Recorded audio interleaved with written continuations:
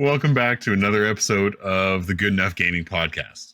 Just a quick reminder before we start, you should definitely check into our Instagram socials as we are giving away tickets to GameCon Canada, June 14th to 16th in Edmonton.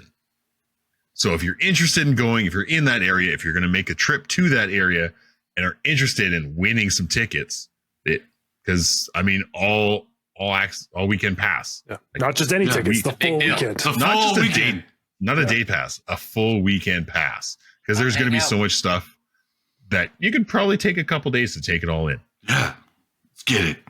So if you're interested in winning a set, we will write you a doctor's note for work. Yeah. It might not work, but we'll write you one. We'll write one. Kyle's got scribbly writing. Yeah. This podcast said I could skip work. I mean, I know I am. So it's signed Dr. Doom. Who's Reed Richards? All right.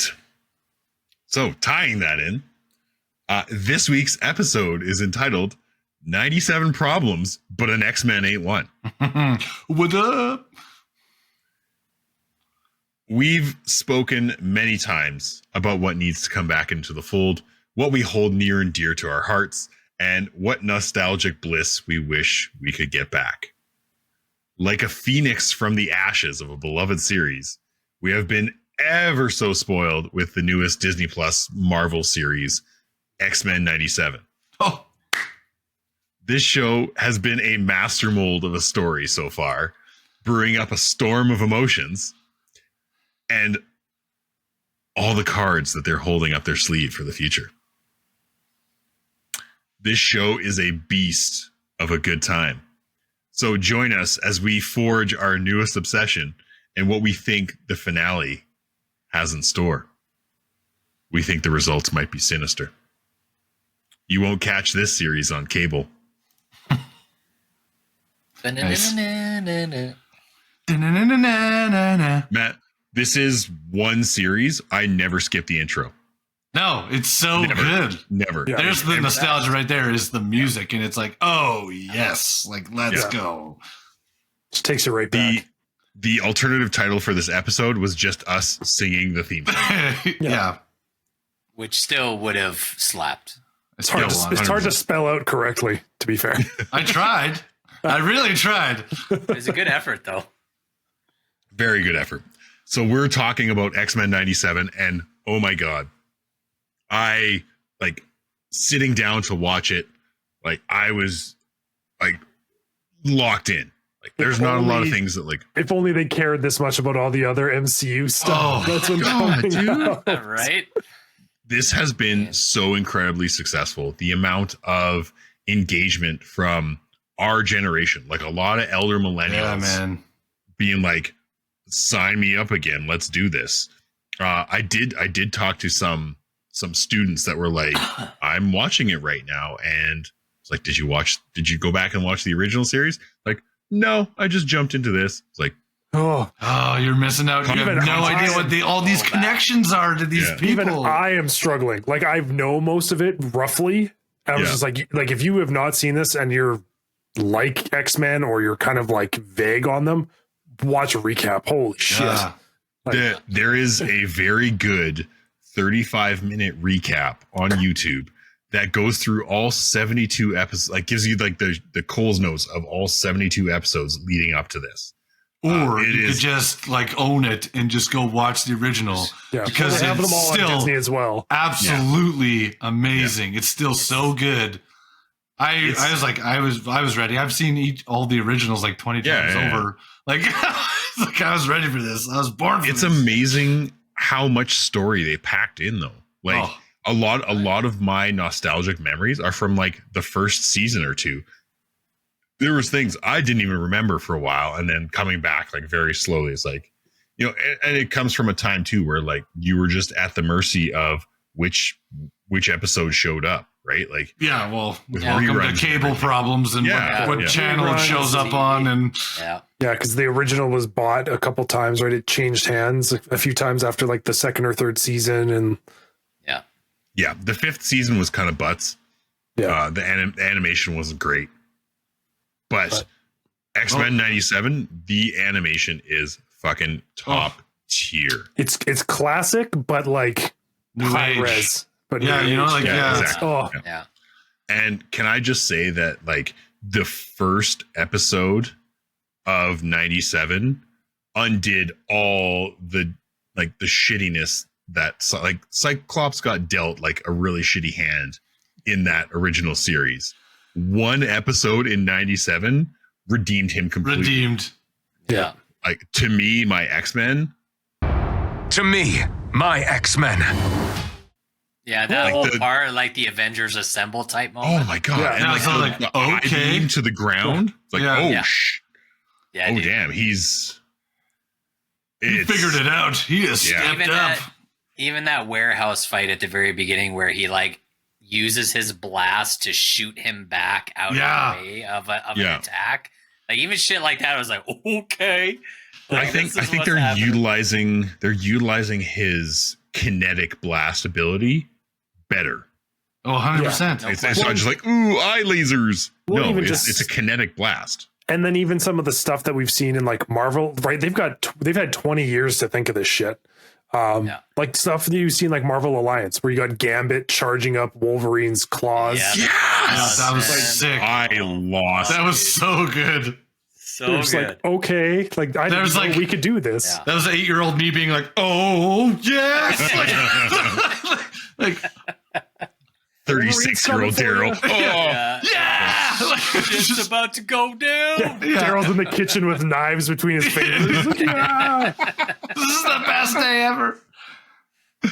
this, yeah, It hits all the right notes. It really it does. And like the first episode went so hard. It was such a good re-entry into it. And they just like, but they're not holding back on any part of it. No, Like all no. of the stuff that's happening, every episode, there's like a holy shit moment of like, oh, dang. Like, And the amount of stuff they're covering. oh, so That- much. That to me is the only slight downside is like in some episodes they're jumping between like 4 or 5 things. And there's like, I mean, Yeah. if you love a good story and if you're watching this for the first time, and you're like a reality TV love triangle kind of person, like this has you covered. Yeah. Like It's y'all. hardcore. Like it gets So much drama. so many triangles. Yeah. But like there's a couple times where I'm just like, what's going on? Right. And you're just like jumping between like 5 or 6 stories, like, oh Don't god. blink. You'll miss something. It definitely follows. It's so funny now because when you watch any of those 90s cartoons as an adult now, you're like, no wonder we all have an ADD, right? Or you can just see the kids' quick attention- cuts. the quick cuts, the kids' attention spans were like, how did like just the lack of story connection between certain things? You're like, how did we get here? Yeah. But they kept some of it, but it is cohesive. It's just there's a lot. I do appreciate that this show they're giving everybody time to shine. You Yes. know, like there's an episode for Storm, there's an episode for Rogue and Gambit, and Jubilee gets one. Jubilee Yeah. gets one. Probably as one of my well. favorite episodes. Yeah. Yeah, like that was a great episode. In the game. Like that was so sick. Yes. Yeah. And like classic characters like Mojo. Yep. Coming back. Skinny Mojo. Skinny made me Mojo laugh was funny. So hard. Yeah. Yeah. Oh, yeah. Yeah. And the fact that they named the part of that episode Motendo. Yeah. The Motendo. Yeah. Yeah. Obviously, from this point forward, folks, like spoilers, there's been like we're up to 8 episodes. I think the 8th episode released today as part of a 3-part finale. So obviously, if you haven't watched the show yet, go back, watch it. We're gonna speculate a little bit later on where it's going. Maybe not fully to the end because some people aren't fully caught up. I'll try. Trevor, are you- I'll try I got and 7. refrain. I got to 7. You got to 7. I haven't started 8. Jordan, are you caught up? Yeah, we're all at 7. Daryl hit 8. I finished 8. I hit 8 today too. So All right. we'll I'll try, but I can't. Like, there's some blending of things. I know. There's so much. I want to know how you guys feel about like the rework of Morph. I mean, considering what in the original he died in episode 2. 2? Yeah. Very early. He came back later. Yeah, He was brought back later, but Yeah. Yeah. I know. I kind of like they touched on the Bitch fact made that, to like, remade. yeah, they kind of like touched on the fact that he's like, you know, they created this gender neutral character, and like he is, you know, in the originals, like Mystique is sort of an added character, whereas Morph was kind of the original. Yeah. They do a good job because it ties in with Sinister. Like he is kind of critical to telling the story about Mr. Sinister. Yeah. And then it's cool to see him like change into characters that aren't there. So like the reason why he changes into like, he turns into Quicksilver and like stuff like that. And you're like, oh, like, okay. Yeah, and like quick like cameo factor to it. Yeah. You know? And otherwise like, and he's very much like a background character for the most part, but then every once in a while he's kind of got a comment where he's like, oh, so we're doing this now? And you're like, sorry, Morph, like my bad. Yeah, I appreciate that aspect of him. Like it's he's so easily could be a throwaway character. You know, same thing. He could have died in episode 2 and I don't think anybody would have, you know, really gave a shit. But the Quicksilver moment caught my attention because I was like, wait, are we actually getting Quicksilver randomly in this show all of a sudden? And I was like, oh, right. Fucking Morph. Yeah, you have to keep reminding yourself that Morph is there. And he's just fucking around with everybody all the time. Yeah. I find it interesting to their inclusion of Sunspot as, you know, just this sort of like repressed mutant that Jubilee's sort of working with. Well, the way they started the series is the exact way they started the original series with Jubilee. With Jubilee. Yes. Yeah. He's the next Jubilee. Yeah. And I was like, oh, that's kind of a fun touch. And like, I think it was really important that they did the episode with Jubilee with Mojo in the game with like the data, whatever programmed version of old Jubilee that was like really badass. Yes. Because Jubilee kind of sucks. Was like, kind of weak. Jubilee to me has always been like, you know, she's the video game kid. She's the nerd. She's kind of the outcast. Like Jubilee is sort of like if you were to become an X-Men, like you don't really have powers, but if you got to hang out in the X-Men. But I got sparkle hands. Yeah. I can shoot some fireworks, but it's kind of like you being able to like insert yourself into, you know, the X-Men and being like, I get to be part of it. Right. Like that's kind of how her character has always been. But, what they did with her in the show is basically what they did to Rogue in the live action X-Men movies. Yeah, exactly that. Yeah. You know, on that same note, what they do to Rogue's butt. I think ruined. I think that's like there's just a couple like cherry picked scenes where she's like absolutely stacked. But like they didn't actually take it away that much. Okay. And the fact that we're talking about this. She skipped leg day for 20 years, Kyle. Okay. It's a travesty. That's what happens when you can fly everywhere. You know, the thing that they forgot to mention in every other. Oh, yeah. Because she doesn't have to run anymore. Yeah. She just floats everywhere. She's got those little like skinny atrophy legs. Just. Okay. But like Rage Rogue. Oh, unreal. Did you guys notice too? There's actually a parallel with Rogue from Marvel vs. Capcom with her like with the jump kick. Yes, in the show, it was like that's a nice little connection there. Yeah. Do we want to talk big events like episode like 5-ish? Yeah, like let's talk about like some the Genosha massacre, and as soon as Cable shows up and like can only be there for a second, it's like some shit's about to go down. Genosha in this show was like the equivalent of what they did with the Fallout TV series. They're like, put every mutant we've ever used in a comic, like make all of the Easter eggs. Because you're going through, like, you've got the new mutants and you've got all these other. I'm just like going through. I'm like, okay, that's that person. You're trying to like remember who everybody is. Line them all up. Yeah, like Emma Frost and the new Hellfire Club. Yeah. Oh, that's who that is. Did you guys notice the Watcher? Yes. I had to go back because Carolyn noticed it. She's like, it's the guy. He's in the clouds. I was like, what are you talking about? I was like, oh, it's the Watcher. So right before the mega Mastermold attack, there you can see the outline of the Watcher in like the night sky, which is sick. Shit, that's cool. So cool. Which I think and like just ties it back. Like, is this going to be some sort of canon thing for what if future Disney or what if or? I mean, they've already, from the sounds of it, they've already signed on for a second season. Rightfully so. Like this I is hope just so, yeah. this is just hitting everything. I wish it was more than 10 episodes. I mean, of course. We all do, but Yeah. I'll take what I can get at this Yeah. point. I mean, I'm good with it because it keeps the story tight. There's no filler. Yeah, okay. That's what I I'll give you appreciate that. about this is there hasn't been a single episode of filler. This isn't some Japanese anime with 1,000 episodes, and you're like, they walked up the stairs today. Yeah. Yeah. He's still powering up. They Yeah. powered up to Super Saiyan today. Yeah. Fair. Yeah, they have been very It's But like at the same time, it's so fast. It's like Storm lost her powers. Now she's like hanging out with Forge and like getting them back and figures it out with like now whatever she's fighting a demon. Yeah, I was just like, okay, like what? Excuse me, like I thought this was permanent. Like, but yeah, like just it's so much is happening all at once. It's so crazy. But man, when Storm got hit and lost her powers was like Well, that was a holy shit moment, oh my and I was like, wait, especially because she saved Magneto. yeah, Like, and she's an Omega level mutant. Yes. Like, yeah, legit. Yeah. I keep having to remind myself too that Magneto is as well. Magneto is one of like the most powerful mutants. Yes. He is like it's him, Storm, Iceman.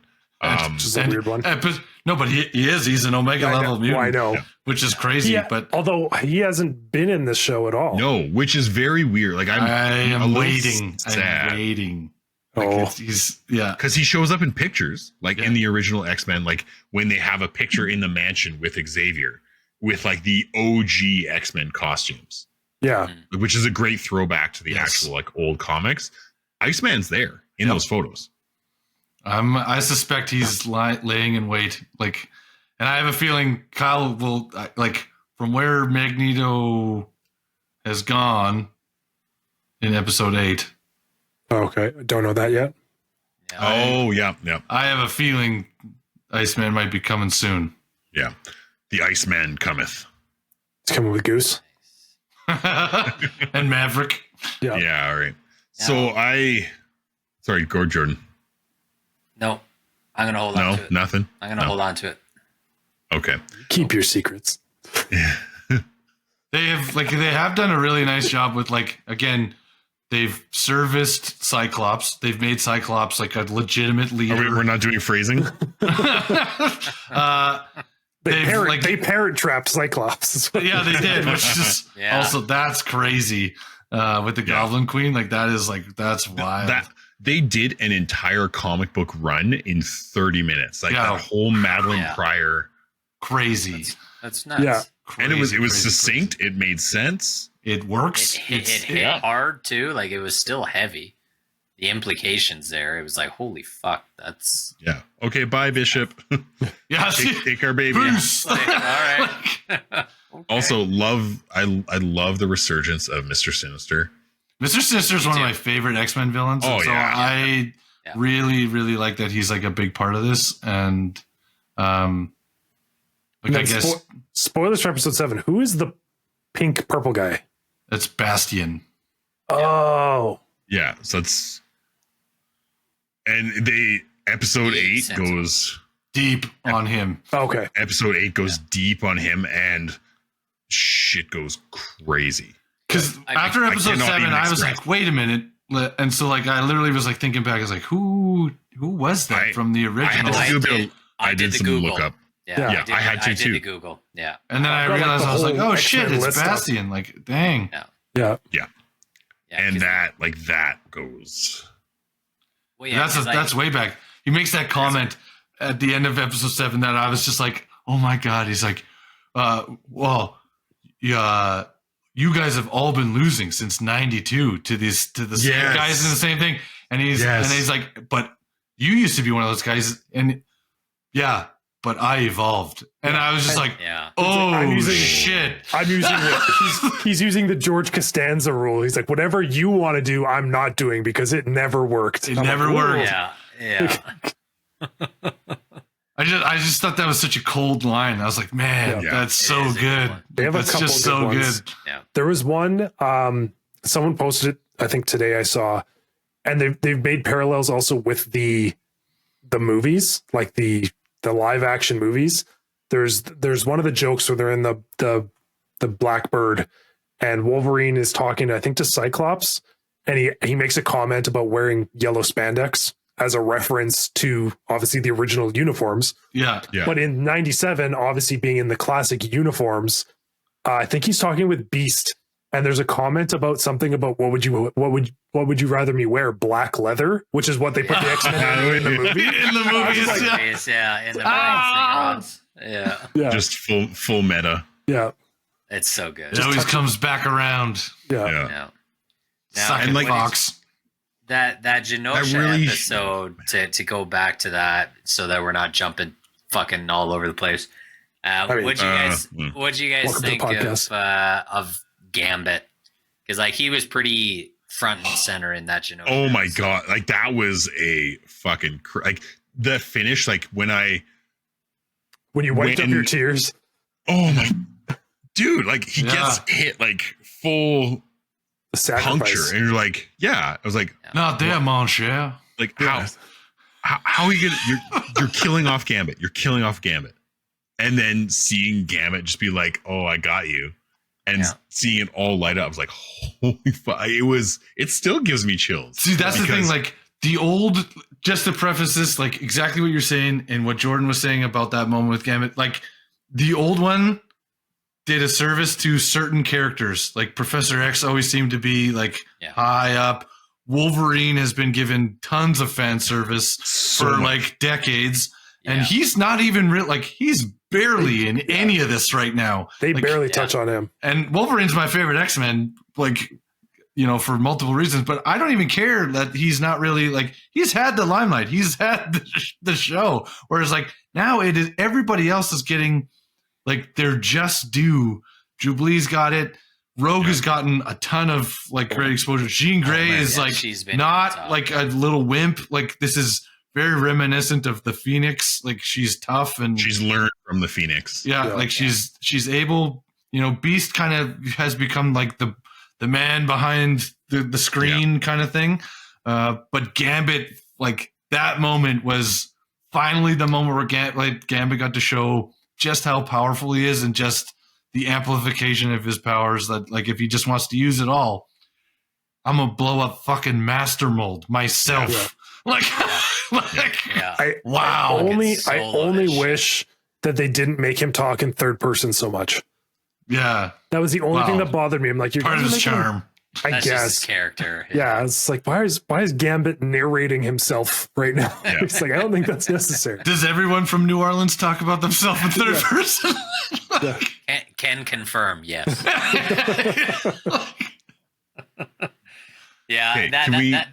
That one hit me hard because, like, for me, in the old video games in the 90s and like the original series, for me, Gambit and Nightcrawler are like my two. Oh, so cool. Love both characters, and so when I saw Gambit halfway through the season and he's fucking dead, I was like, that hit me, man. I was so bummed out about that. I also thought they were going to kill Nightcrawler. Like, yeah, very close. Yeah, he's been close a couple times, right? Yeah. Now. Can we also talk about how soul crushing it was after Gambit's like dead on the ground and Rogue's like, I can't feel you. Oh, I know. That's just never have a cartoon that made me feel so many things. Yeah. Literally the one thing that's been like holding them back this whole time, and now it's just like she can't. No, it's not there. It's heartbreaking. Oh. Yeah. I mean, she was also playing the field a little bit. I just got chills fucking thinking about it. You know what though? Like I get it, but when you can't have human contact skin to skin for your entire life, and suddenly someone is there with like, hey, you can touch me, no problem. Yeah. I'll use my magnetic powers to creepy older man comes along and So you're saying you have daddy issues? I mean, technically, yes. Checks out. Yeah, it does. How do you guys feel about Magneto's suit in this? I love it. I'm all about it. I think it's wicked. It's definitely more of a I feel like from like the 2000s. I feel like it's been like something similar was around with that versus like the old like the purple. big M. Yeah. Like it would have been fine, but everybody's changed in there. Like everybody's kind of like tweaked their outfits, and I thought like his is more reminiscent of the early 2000s comic books, and I was like, like get it. Let's get. He's full on Genosha, like the like it's established. He's the leader. He can look a little bit more like Superman-esque, modernized, and yeah. I was like, I'm all about it. The helmet really doesn't make an appearance for the majority of the series. Well, with Professor X, I think since the start, essentially, with Professor X gone, he doesn't really need it. He doesn't need it. No. He doesn't. Yeah, yeah, for sure. No, I like it. Off I world, think it looks Kyle. Great. Fake dead gone. Yep. Yeah, that stuff is weird. Can we talk about how much of a power move it is to just like abduct the UN members to space? Yeah. Like, how much of a fucking power move is that? Just we're going this way. We're having a meeting. Yeah. You're gonna do this on my terms now. Like that's that's what Magneto just. There's like parts. This is like the sort of the epilogue of like the internal battle we had as kids, like deciding who was right between Professor X and Magneto. And man, when you guys watch episode 8, you're gonna be like, okay, it gets taken even further. Kill them all. This is your like, oh shit, like, did I get it wrong? Need you guys My to whole watch life was I wrong? Yeah. I need you guys to watch it so soon, and I need you to text us your reaction because there's so much in there. There's like the cameos in like even like I'm gonna tell you like in Bastion's lab. Mm-hmm. Cameos. Awesome. Okay. And they're fucking nice. Notch. I don't know who's left. Everyone was on Genosha. Like, yeah. Just wait. Everyone was there. It's not who you'd expect, but just wait. Speaking of cameos, yes. Trevor, my boy. how excited were you to see Cap? Yeah. I had mixed emotions about Cap. Mostly, one, I was excited. I was like, okay, Disney's finally allowed to do this stuff, like we've talked about with like the original like Avengers movies and stuff, where you could get the X-Men helping out. But like my first thought with like this whole thing, and of course Cap comes in, he's an Avenger, he's military, whatever. I'm like, aside from the fact that you got like injected with something, I'm like, you're just a fucking mutant too. Yeah. Like, how is this any different that like you're somehow special and these people are like being persecuted? And it's just like, it just kind of I was brings made this, like, this weird way. You were born that way. Yeah. It's like, I was genetically modified. I'm like, well, that's what a mutation is. Like, just because, same with like Spider-Man. It's like, just because you got bit by a spider doesn't mean that you weren't mutated and became something else. So I always found that kind of goofy in the Marvel universe, especially when they're like in the same universe, right? When it was originally separated before because of contracts and stuff, you're like, oh, okay, in this world we accept them, in this world we don't. But like now that they're together, it's just like, this doesn't make any sense. And I think that's part of the whole discussion. Yeah, it's like it almost brings up like, because I mean like X-Men early on was like an allegory for like race relations and stuff, right? Yes. Yeah. So in that sense, then would Captain America not be like someone that is struggling with being, say, like mixed race? Sort of. In that case, yeah. Like that could be a very like a bridge in that sense, especially with maybe what they're trying to look at is, someone who's torn between these two worlds of like, well, I'm this, but I'm also this. Yeah. But it was also funny because he's coming in, he's like, I've got to do it by the book. I'm, with the military. Cap. I just love that Rogue just yeets his shield. He's like, you're not going to eat this, man. Good for you. Takes his like disc golf frisbee and just chucks it in the river a mile away, essentially. It's like, okay. It's like, I thought she was going to take it and use it. Instead, she's like, no one gets it. Just you don't deserve this. Yeah. Yeah, Rogue has been an unbelievable character in this show. Extra spicy when she was like pissed off. I mean, what do you guys think about that whole conversation? Like, do you agree with Cap? And then on that note too, do you think that's really just them saying, hey, we're going to be getting into an X-Men versus Avengers God, I hope so. That here. Sounds fantastic. Like, to me, that's like that's early roots. That's what it feels like. Trevor wants to press the pause. Okay. That's a big conversation. Because this feels like something that's going to happen after break. Yes. Okay.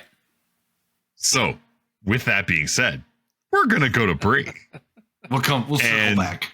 Yeah, we'll circle back. Circle back. Mm-hmm. This week's break is sponsored by the Treasure Trove. Jordan, take her away.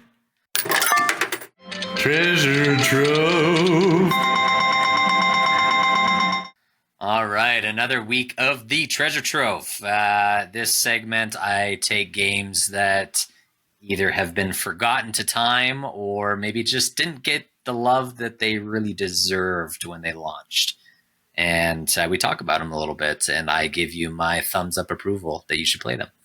So this week, I'm going to keep it on brand, and we're going to talk about a game from 1994. Oh, let's go. Oh, is it an X-Men game? Called Xmen Mutant Apocalypse. Yes. Oh, nice. Oh my God, that game. It's so good. Yeah. It's so good. Now, this game is probably one that, I mean, I'm sure it got a lot of love back then because it was very good. But this game was developed and published by Capcom back in the heyday of Capcom, like 90s, early 2000s games where they didn't seem to miss with most of the stuff that they made. So good. Side-scroller beat-em-up game. It did a very unique thing where the beginning of the game, every character had its own unique level that was designed around that character so you could learn their abilities, their traversal, and just kind of get familiar. It was like a tutorial, but in its own kind of ramped up method. You know, it wasn't like press A to learn this. It was like, here, we're going to give you a level to figure out how to use this guy. Go. Story was great. The animation and the 16-bit graphics were fantastic. All of the characters used their kind of throwback comic book variants. So you had Cyclops, Psylocke, Beast, Gambit, and Wolverine were kind of the five. So yeah, it's just a phenomenal game. It's pretty easy to find, like if you do any emulator stuff or, even like handheld stuff nowadays, you could easily download it. So, X-Men Mutant Apocalypse. If you're looking for some of that nostalgia, similar to Fallout, you watched the show and now you need to go back and check out all the other stuff. For X-Men, definitely check out Mutant Apocalypse. 100% worth playing. Not to spoiler myself, but I don't think we've seen Psylocke in this series either. Nope, we haven't. Wasn't Morph her for a second? I swear. Yes, he did. I think it was in the first one when they were in the warehouse. Yeah, I was like, I swear that he was Psylocke. Yeah, for a sec, which was sick. But that was like the only time. Otherwise, we haven't seen real Psylocke. Another cool character. Jordan, thank you for the very topical Treasure Trove game. I know that game was like mad nostalgia. I think I actually saw someone I saw a TikTok clip of someone like playing it and beating it the other day, and it made my heart happy. Yeah, because I play that game probably once every year to 2 years. And it's always good every time I go back. So back to our paused conversation after Trevor so rudely interrupted us. Jordan, can you reiterate what you were bringing up?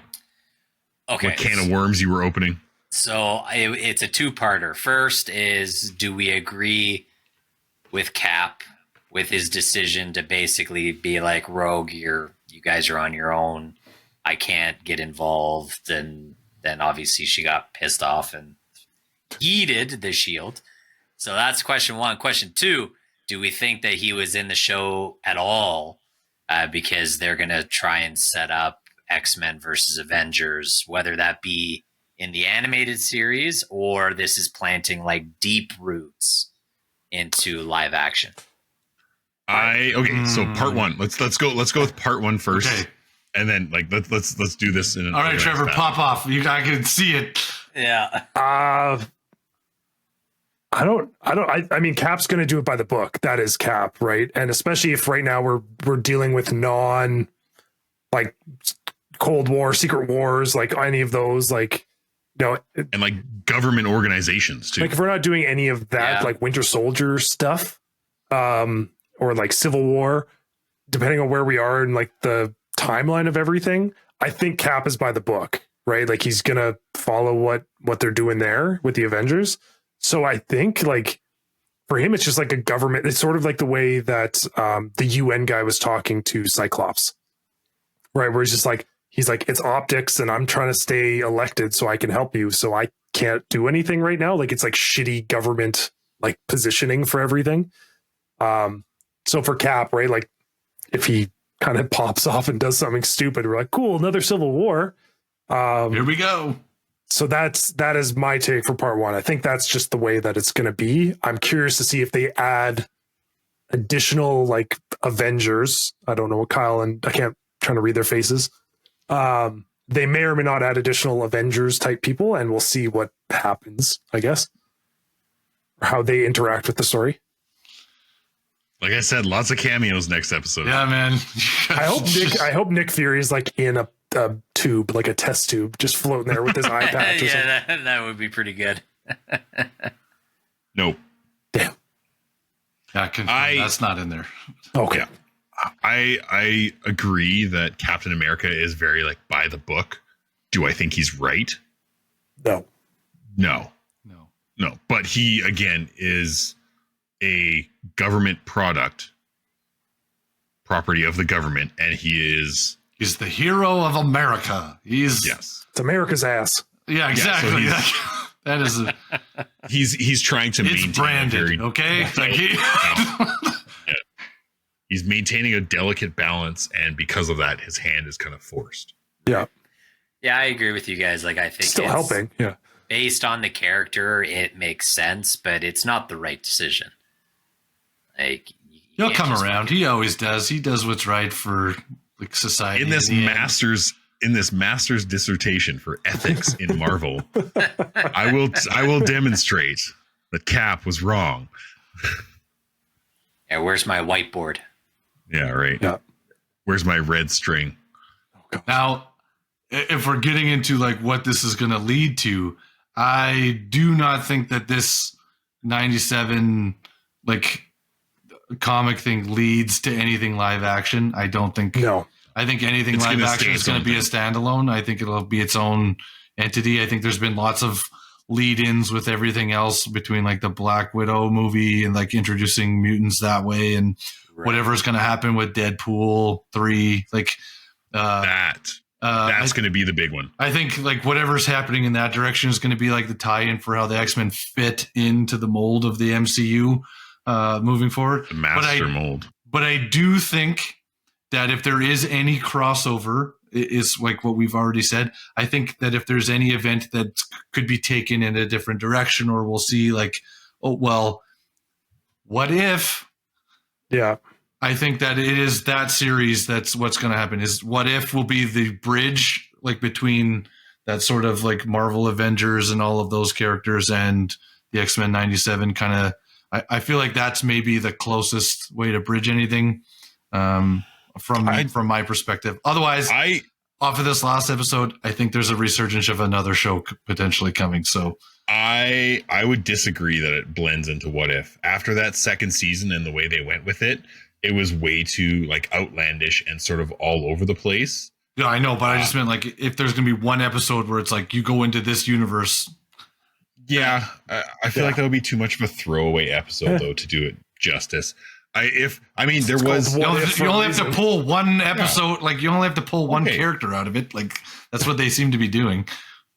But I do agree with Jordan that like this could potentially set up X-Men versus Avengers sort of, because they have butt heads in the past. Even if it's not a direct carryover where it's like, okay, we've now got a live action X-Men versus Avengers. oh wait, go watch this animated X-Men 97 to understand what's happening. Like, I'm not That's necessarily saying it's a direct, like, follow the string from one to the other, but more, like I said, kind of that deep root of, hey guys, just so you know, X-Men versus Avengers, we are thinking about this.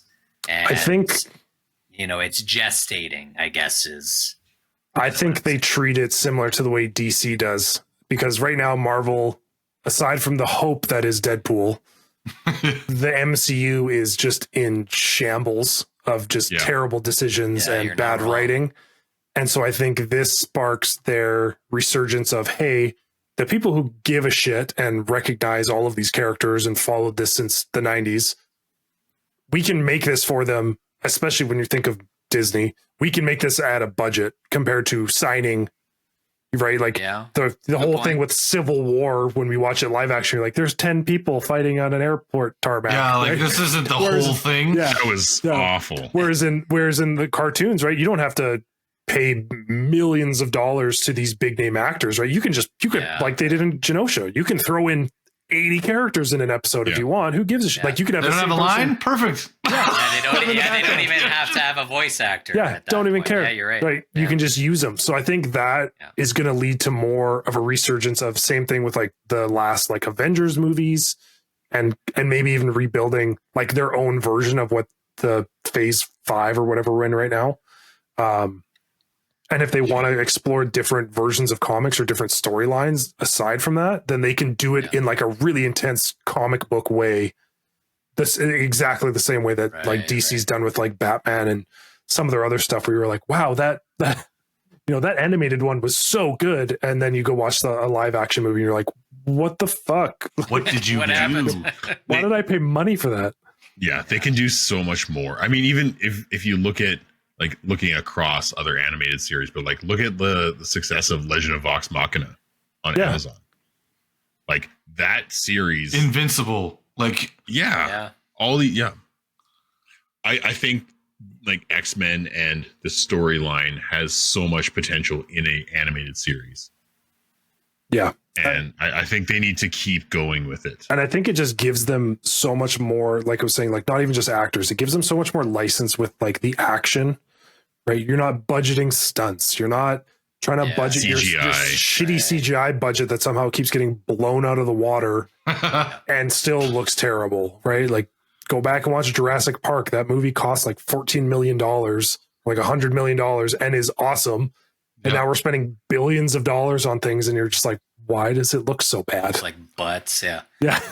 Honestly, like listening to this, you know what I'm getting like vibes of is, and Daryl can, I think, speak to this probably the best, is like, to me, this is this generation's version of Justice League and Justice League Unlimited from the early 2000s. Like taking that ensemble and going, you know what, there's no way for us to do this feasibly in live action. So let's throw it into animation and then lean in hard.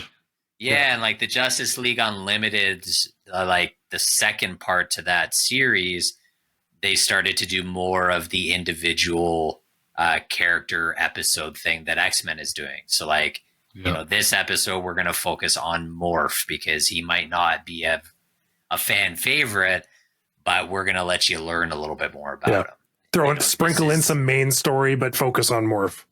Exactly. Yeah, and well, even like other guys that never really got their like Forge. Like Forge became a greater part of the story, and like understanding that he helped build the Sentinels, and like, you know, like just stuff like that is crazy. Like you're just tying in these characters that have been. Oh, they're so tertiary, but like they have greater implications now, and I think that's like that's a good service to the character, to like all these things that people have read and enjoyed and loved and kind of built an appreciation for a long time. And like just to further the point, like really, cartoons give you a lot more opportunity to make superhero stuff and like awesome and make sense and be viable and not too far-fetched or like reaching too far, and like we're not trying to convince you that you're this character. You just are. Like, you know, like you don't have to give life to being Iron Man or to Thor or like whatever. You're just, these are established characters. The origin story is way back if anyone wants to watch it in the original cartoon, or There's just the comic books, pick up a fucking comic and read about them. Like, just, Google, you know what I mean? Like, here's where we're at right now. Wikipedia. Yeah. you're just stuck in here and it's like, no, this is what's happening. You figure it out. And like, there's something to be said about that. Like with this show, Yeah, absolutely. To Kyle's point, like a student has come up and been like, oh, I'm watching it too. Like, you don't know, like you have no background information on it, but you're watching this and enjoying it. Yeah. So what, like, Perfect. what's your reference of like for these characters? Nothing. You have no previous, like, but you can still watch it. And that, there you go. Like, not everything has to have an origin story. Not everything has to restart from the very fucking beginning. Like, just. Okay, so We're looking at you, Batman, and every time. Every time. Wait, what happened to Batman's parents? I'm gonna have to revisit that next time we do a Batman. yeah. Let's run that again. I can never remember. We need to, Yeah. Okay, so speaking of the beginning, I have an interesting stat.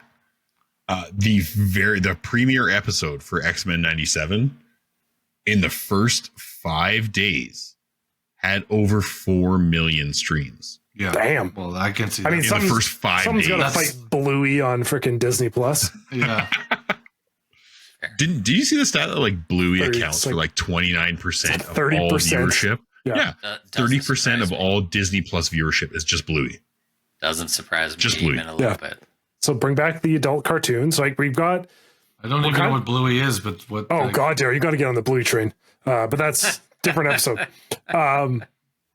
We're kind of in this like sweet spot again. Like this is sort of like when I think the MCU really kicked off, and it was like being a nerd is cool, and like liking this stuff is really cool.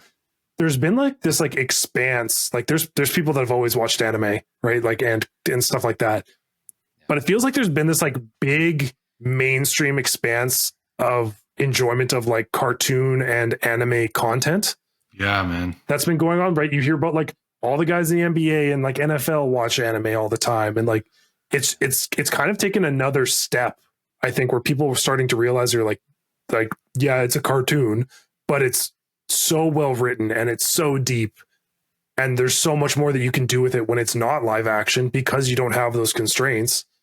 Yeah. How is this news to everyone? Like Family Guy, The Simpsons, South Park, like how do you not understand that cartoons can hold what you want them to for every age level? Like, I think there was just some sort of weird disconnect. Like it was sort of this next step into like, not just like comedy, but the action cartoon and more like maybe some more of like the Japanese style anime where, you're just like, it's not just your sitcom. It's like, you can do some more serious things with this. Like some of my favorite shows that I've actually watched like throughout the last few years are all kind of cartoon based. Yeah, totally. It's a great medium. You can get that heightened emotion not only in the actor's performance but also in the animation, and so like it allows them so much more creative freedom to take something and be like, okay, like the Genosha episode, you know, like how do you do that episode in live action, either in an Agents of S.H.I.E.L.D. TV show or in a Marvel movie? Like You don't. Like, You can't. We need to fake blow up an entire city like block by block and have a giant sentinel. It doesn't exist. Yeah. So like for them to bring this back, and I mean, like Daryl and Trevor, you're right. You know, Japanese anime has a lot to thank for the resurgence of a lot of this stuff. You know, Attack on Titan was huge for the last couple years, and like finally finished Naruto and One Piece, Demon Slayer, Hunter x Hunter, like it's awesome to see. You know, it's great. It's just giving people more access, and I think, like we said, like this is where this series started. Like, why not continue it? Like, I understand maybe they took a break when there was that, you know, that mid 2000s gap where people weren't super into comic books and stuff. Like it kind of fell off a bit. You know, we went through our martial arts phase, and then we got into modifying cars and stealing VCRs into saving the world. And then so the Fast and Furious, we started saving the world. And they're like, hey, you know who else saves the world? Superheroes. So we can thank Vin Diesel and Paul Walker for Thank you, Superheroes. R.I.P. Paul Walker. We should just end it right there. Yeah. R.I.P. Paul Walker.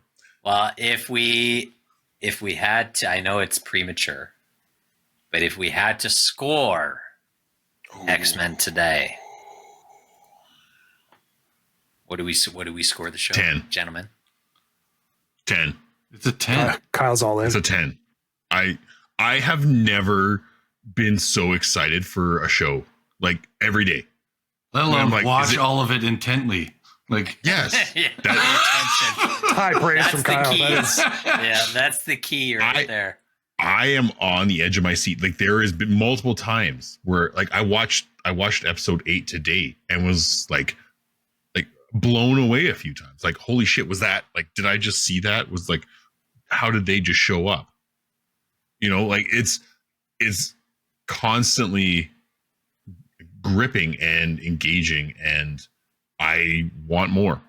I want more. feed me more. More, please. It's fair. Daryl gave it 10 too. I'm 10. Yeah, it's a 10. Rev? It's a 10 out of 10. I'm at a 9 only because I think sort of like what you said, I don't think it needs to be like 25, 30 episodes.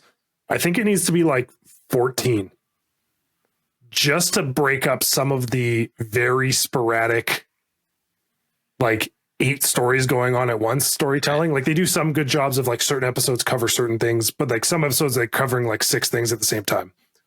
That to me is the only thing. I'm like, you could stretch this out a little bit, make it a little more cohesive per episode, but that's about it. Yeah. Yeah. Like I'm at probably 9.5. My gripes are pretty similar to Trev's. Bring I mean, back I'm just- Bishop, though. That's my only gripe. Yeah, Yeah. for sure. I mean, I'm just happy that, DC fans have been able to enjoy animated stuff for so long.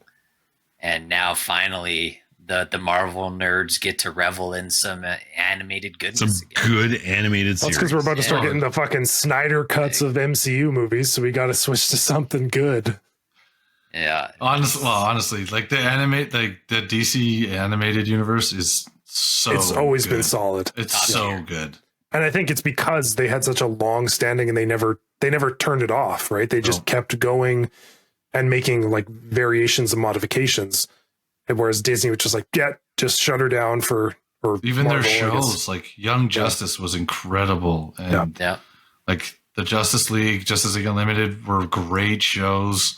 These Batman Beyond. like all of they didn't miss. But X-Men and 90s Spider-Man were phenomenal. Oh shows. yeah, that 90s They were Spider-Man great. show. was so good. Great.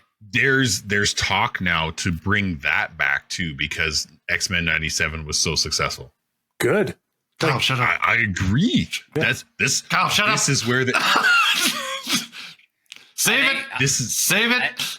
I think this is where the MCU should shift. Yep. Yeah. This is where it should shift. Like the live action movies, they've proven that like Endgame should have been their Endgame.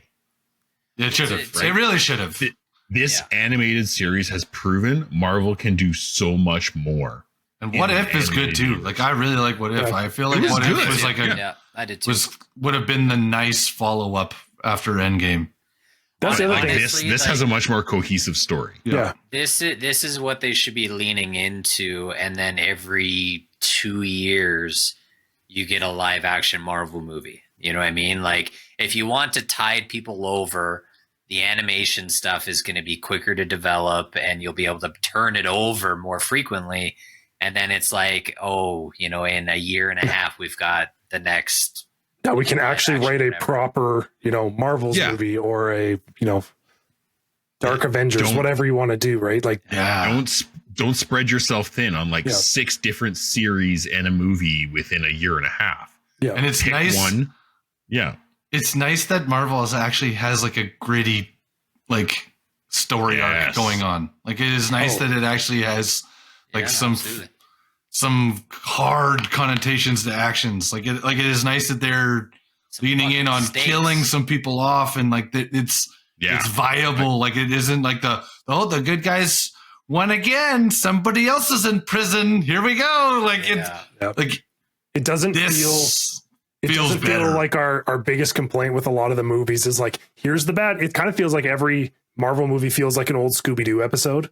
Yeah. There's a bad guy out there. Don't worry. We got him. We got him. Yeah. Would have got away with it if it wasn't for you rascally Avengers. Yeah, exactly. Right. You're just like, here, we introduced to this like huge, awesome enemy from the comic books that's been, terrorizing the universe for years. Be like, well, we finished him off in 3 hours. Like we got it dealt with. We took him out. It's like, oh, well, damn it. Right.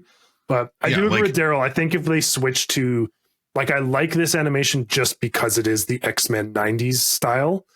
But I think if they were to continue with other stuff, I think if they went with more of the what if animation styles, I think that would be just fantastic. It's a great. I've really enjoyed this animation style. No, I do too. I like it. It's crisp. I like it's it. Nice. Yeah.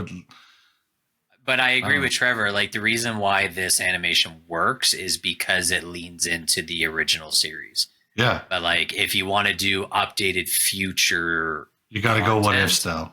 Then I think the what if style makes. What if it's just a bit lighter, right? It's just a little less like heavy handed, I guess is the term.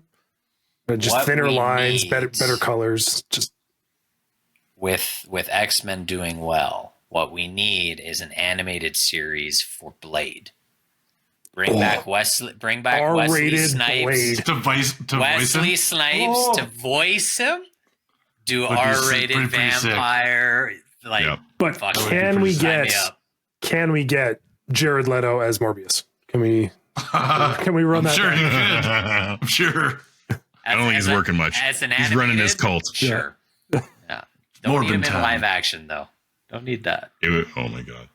Don't mind me. I've just been shopping for X-Men t-shirts. Yeah, no kidding. Sounds about right. The HD has hit the 80. I don't know what HD is. Kyle's AD now in HD. Oh, it's always been in HD. It's more like 84K at this point. It's 8K. Guys, I would love to sit and talk X-Men more. I need to watch the last 2 episodes. I need them to come out. I need Jordan and Trevor to watch episode 8. You need to see it. And then text us immediately because I need to hear all of the things. Because the cameos, the story. Oh my God. I can't believe there's 2 more episodes. I know. I can't believe there's only 2 more. I want more. I hate that it's weekly release.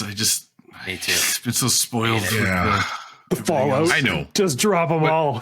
Yeah. But at the same time, though, like it makes me feel like a kid again, waiting for next week. Yeah. I don't like it. I didn't like that when I was a kid. I don't like it now. I want it now. Yeah. All right. I think we got to wrap up. Otherwise, we'll be here talking X-Men for another couple hours. Yes. Everybody should check out the show, though. If you've gathered, please 100% check out the show. I know we didn't speculate much on the last 2-3 episodes, but we'll loop back around.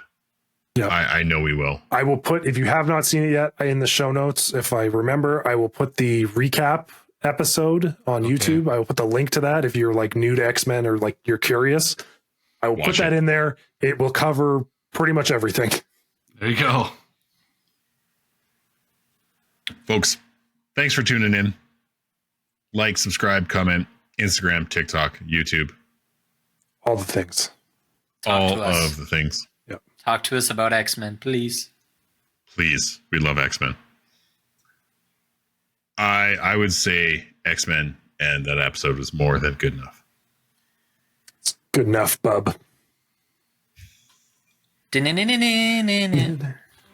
enough. And you believe it's good enough? Good enough. Thanks for tuning in to this week's episode. Make sure to follow us on Instagram, TikTok, and YouTube for more content. We We also invite you to write an email or join us on Discord to talk about anything from our episodes or something else you would like to discuss in the future. Please subscribe to the Good Enough Gaming Podcast on Spotify, Apple Podcasts, or wherever else you listen to your podcasts. And remember, we might not be great, but we are good enough.